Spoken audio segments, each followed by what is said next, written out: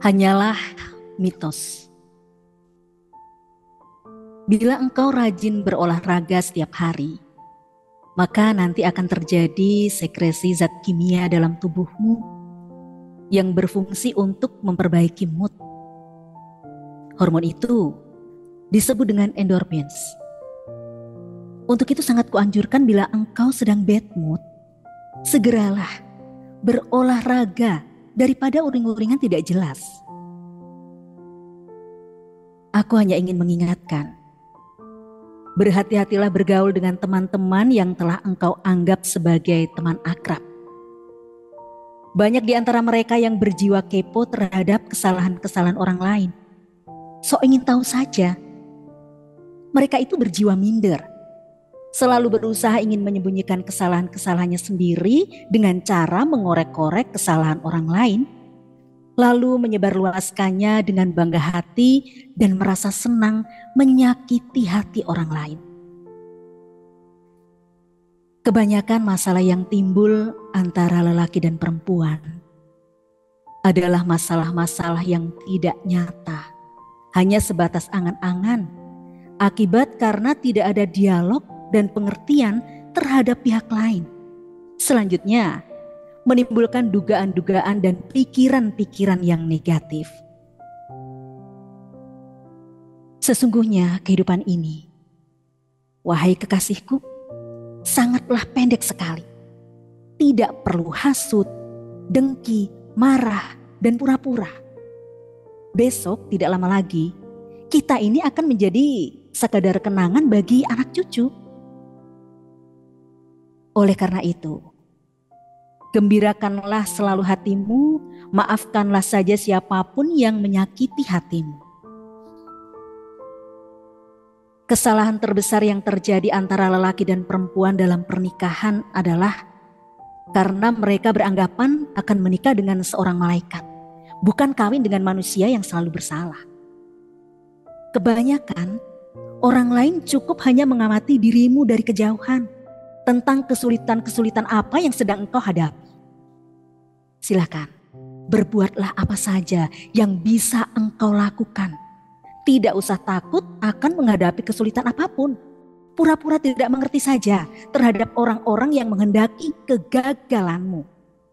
Yang penting, kerjakan saja dengan fokus apa yang menjadi tujuanmu.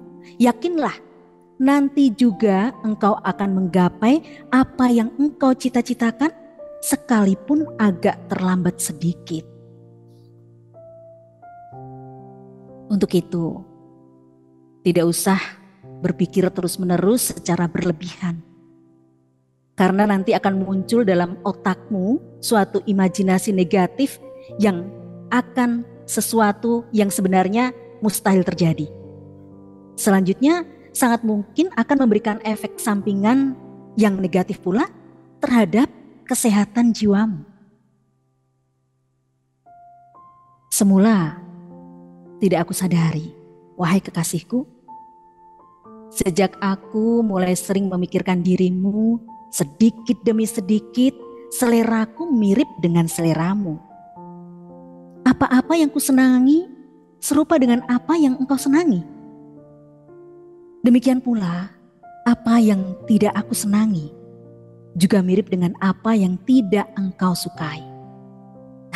Mungkin ini yang disebut dengan tahapan-tahapan cinta, atau disebut dengan tahap awal pengembaraan cinta. Depresi yang pernah aku alami dalam beberapa waktu lalu, wahai kekasihku, adalah bukan sebuah pertanda bahwa aku seorang lelaki yang lemah, melainkan karena kekosongan hatiku yang tidak menyimpan cinta, sehingga tidak ada penyaluran rasa. Lalu akibatnya, aku selalu berusaha untuk tampil perkasa dalam waktu yang terlalu lama dengan menanggung segala beban penderitaan hati. Pada saat aku mencintaimu, tetapi cintaku ini selalu aku sembunyikan. Aku tidak tahu mengapa terjadi secara tidak sadar. Engkau dapat merasakan cintaku dan lalu engkau mulai tertarik terhadap diriku dan kemudian engkau terlalu sering menanyakan tentang kesehatanku. Memang, perempuan lebih banyak tersenyum bila dibandingkan dengan kaum laki-laki. Sekalipun perempuan lebih banyak bermain di wilayah rasa daripada logika. Demikian pula sinyal-sinyal kegembiraan dan kesedihan. Lebih kentara terlihat di raut wajah perempuan ketimbang lelaki. Ketika engkau berpura-pura bahagia di hadapan teman-temanmu, mereka semua percaya engkau sedang dalam keadaan bahagia, kecuali aku. Karena aku sangat mencintaimu sehingga aku sangat mengerti sekali memahami kerelingan dan sorot matamu bahwa engkau tidak dalam keadaan baik-baik saja. Ketika aku bercakap-cakap bersamamu dan lalu engkau mengambil posisi duduk yang berdekatan sekali, malahan saling bersentuh, itu sebuah pertanda akan adanya keserasian jiwa dan rasa nyaman di dalam hatimu. Memberikan bantuan tanpa berharap imbalan adalah merupakan tanda-tanda cinta, wahai kekasihku. Aku merasakan kebahagiaan ketika aku melihat engkau bahagia. Sejak aku jatuh cinta kepadamu, wahai kekasihku, pandangan mataku mulai berubah terhadap dirimu. Pandangan mataku melihat dirimu sebagai makhluk Tuhan yang tidak ada pepadanya, sebagai perempuan yang sangat teristimewa. Setelah kupikir berlama-lama, ternyata sangat mungkin sekali terjadi dua orang insan saling bercinta. Padahal keyakinan dan ideologi berbeda. Karena dua orang yang saling bercinta saling menghormati pikiran masing-masing.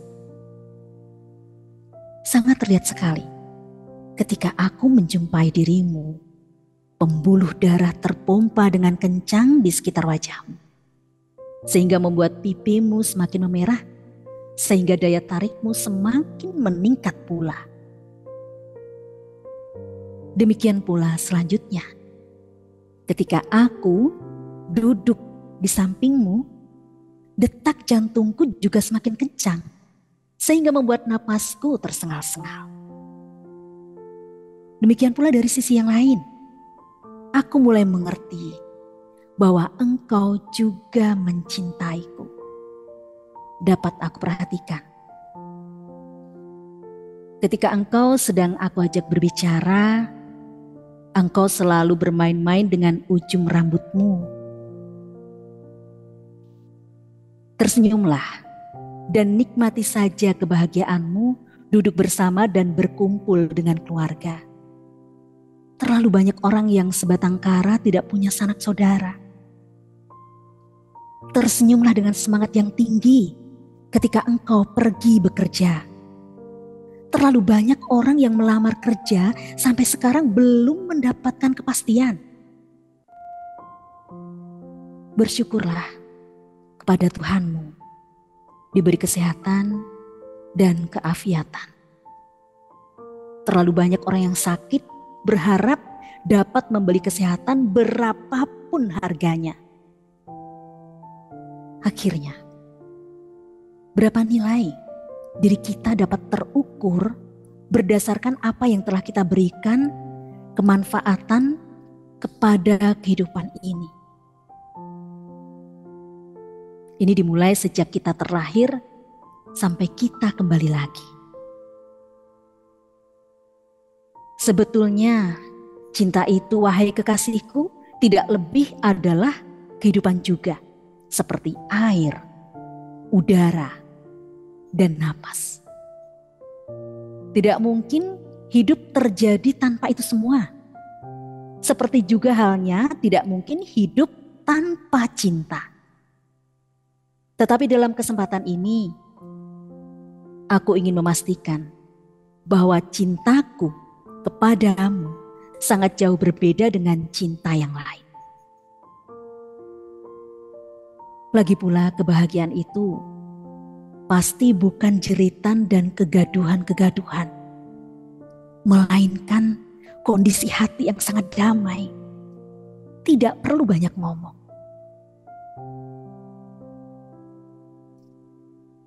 Untuk dapat merawat kebahagiaanmu, sebaiknya jangan bergaul dengan orang-orang yang hasut dan dengki. Jangan bertegur sapa dengan orang-orang yang berburuk sangka. Tidak perlu bermesra dengan orang-orang yang suka jual muka. Dan jangan menyimpan rahasiamu kepada siapapun. Seluruh rahasia kita, seluruh rahasia hati kita, termasuk kenangan-kenangan yang terekam dari semua perjalanan hidup, tidak hilang dengan begitu saja, melainkan akan mengendap di wilayah alam bawah sadar kita dan bersembunyi di balik akal batin kita. Kemudian setelah itu akan muncul lagi dengan mengambil bentuk yang berbeda, baik berupa salah ngomong, kemarahan yang meledak-ledak, ataupun mimpi-mimpi seram dan aneh. Kebahagiaan kita sesungguhnya tidak terletak pada harta yang kita miliki. Demikian juga tidak pada kekuasaan yang kita punyai, melainkan terletak pada kita manfaatkan untuk apa harta yang kita miliki dan kita gunakan untuk apa kekuasaan yang kita punyai. Dirimu kuumpamakan bagaikan sebuah buku, wahai kekasihku, sehingga harus aku baca dengan rasional, lalu ku baca setiap halaman tanpa harus melihat gambar sampul terlebih dahulu untuk menilai berapa besar manfaat buku itu. Aku tidak khawatir engkau mengetahui segala kekurangan-kekurangan diriku. Dan juga aku tidak akan berusaha menyembunyikan kekuranganku. Kuserahkan kepadamu untuk menilai diriku secara objektif. Ulasmu dengan lugu seperti tidak ada beban yang engkau tanggung dalam dirimu. Tidak kujawab dengan seketika, melainkan ku elus punggungmu perlahan. Hanya saja aku paham mengapa engkau mengatakan demikian. Adalah karena mungkin engkau terlalu lama menunggu kepastianku untuk melamarmu secara resmi. Akhirnya terpaksa aku ceritakan yang selama ini kurahasiakan, bahwa mengapa aku tidak segera melamarmu adalah atas permintaan keluargamu sendiri, pesan dari bapakmu, dan khususnya permohonan kakak perempuanmu yang belum menikah. Pantang menurut adat, adik melangkahi kakak perempuan yang belum menikah. Setelah kuceritakan, engkau hanya terpelongo sambil menyimpan rasa marah dan kecewa.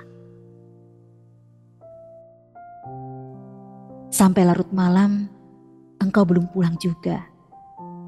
Kutawari pulang dengan kuantar sendiri dengan mobil. Ayo pulang, ajakku kepadamu.